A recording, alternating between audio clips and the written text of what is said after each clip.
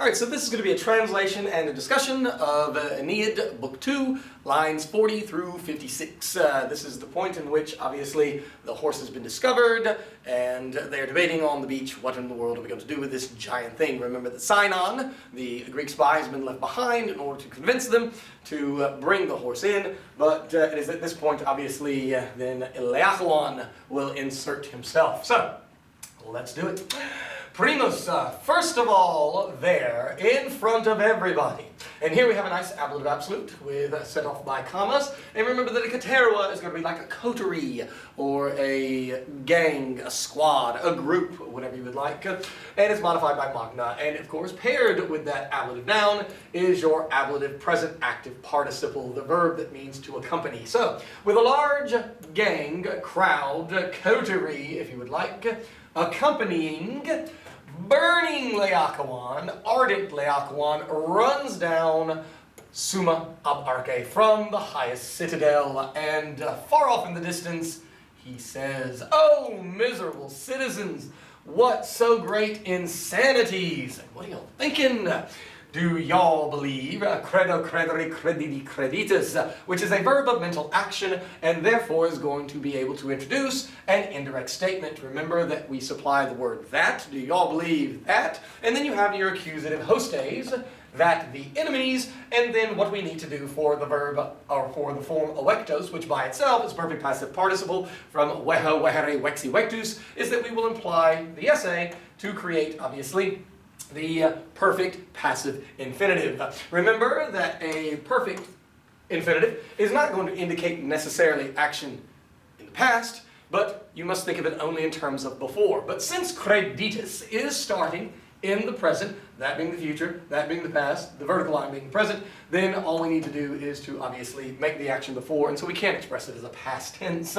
Do y'all believe that the enemies have been carried away, were carried away? Any of those would be perfectly fine, all several different options as well. Or do y'all think that, and of course again we have an accusative ulla dona, that any gifts lack. Our verb careo carere, it means to lack, and it's going to take an ablative object. Dolis is from dolus doli, which means trick or treachery. So do y'all think that any gifts lack the tricks of the Greeks, the treacheries of the Greeks, in such a way, Ulysses having been known? Remember that Ulysses is the Roman equivalent of a name Odysseus, the Greek warrior who is most noted for his scheming mind and his ability for shrewdness and wiliness. Nevertheless, notice being the perfect passive participle from noscere, out, either, and then we have the or right below it. So either the Achaewi, the Greeks, having been enclosed in this wood, are hidden from, of course, the verb that means to hide, or haik machina, this machine has been made, was made, and in plus accusative can mean into or onto, but can also at times mean against. You see this especially with speeches. Like for example, if you were to have the Ciceronian speech in Catilinam, it means against Catiline. And so that's what we have here, against our walls.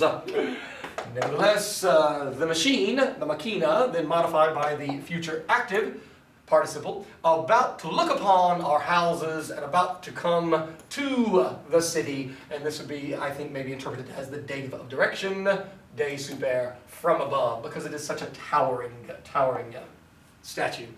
Nevertheless, or, so he comes up with even more possibilities, some other error lies hidden, lateo lateres, where we get the English word latent. And then, ne credite, which is a breaking of the convention of how normally you would express a negative imperative. It would usually be nolite plus an infinitive, but remember this is poetry, and so therefore rules certainly can be broken, which we find it here.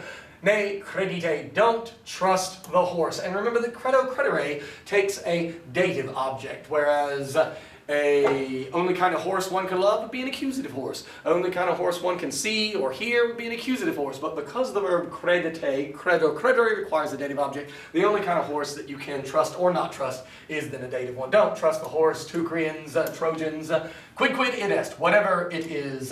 I fear the Greeks, even bringing, present active participle, gifts.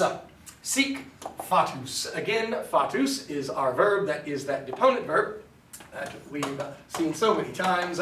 For, fari, and then fatus sum, meaning to speak. Thus, in such a way, having spoken, he contorsided. He hurled from torqueo torquere a huge spear with strong strengths, valid strengths if you would like. And here, of course, we see the pattern of AB for a synthesis.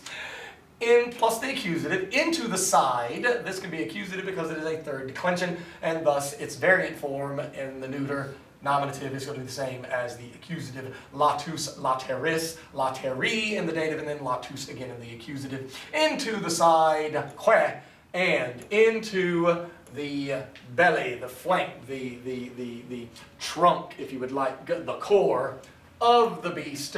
That trunk, that core, that flank, that belly, curved with joints. This is obviously implying the nature of boards that are used and you can have in between the boards. Think of it in terms of like what we have right here with a concrete wall, and that it has little mortar joints that are going to be in between the blocks. Think of that in terms of the boards. Illa, this is referring to that hasta. That thing stood there, stetit sto stari stetistatus, trembling, and with the womb, with the uterus having been struck, the hollow caverns made a sound. Insanuere. It is really insanuerunt, because you have your perfect stem, easy to see because of the U, as in V-S-U-X are the letters you often see with the perfect stem, V-sux. And gave, again, also the alternate ending, erunt, a groan. 54. And if the fates of the gods, and here we have another syncopation in which it should be deorum, but that often you see with the word deus, as well as often you see it with the word weir. If the mind had. And so what we have here is, again, a protasis of a conditional, and we have a pluperfect subjunctive. And so it is a protasis of a past contrary to fact. And you translate the protasis had verbed, and then the apodosis would have verbed. And so if the mind had not been left-handed, and we would expect then this impulerat to be an impulisset as the pluperfect subjunctive in the apodosis. But I think what's going on here is that Aeneas, who is the one telling the story, intentionally uses the indicative because he wants the fact of the indicative. He's wanting it to be to where that is what happened, when in fact we all know that it is not. But we will still translate it, then would have. He would have compelled us, implied, and not implied the compelled, but compelled us, implied, to mutilate the Greek latebras, hiding places with iron, to take the swords and just stab all through it.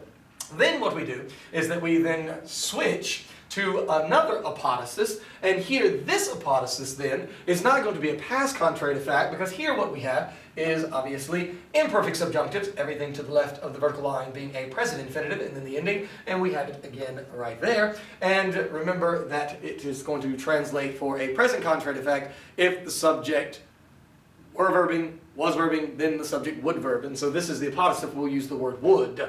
And so, and now Troy would stand, it would still exist, and you, O high citadel of Priam, you would remain.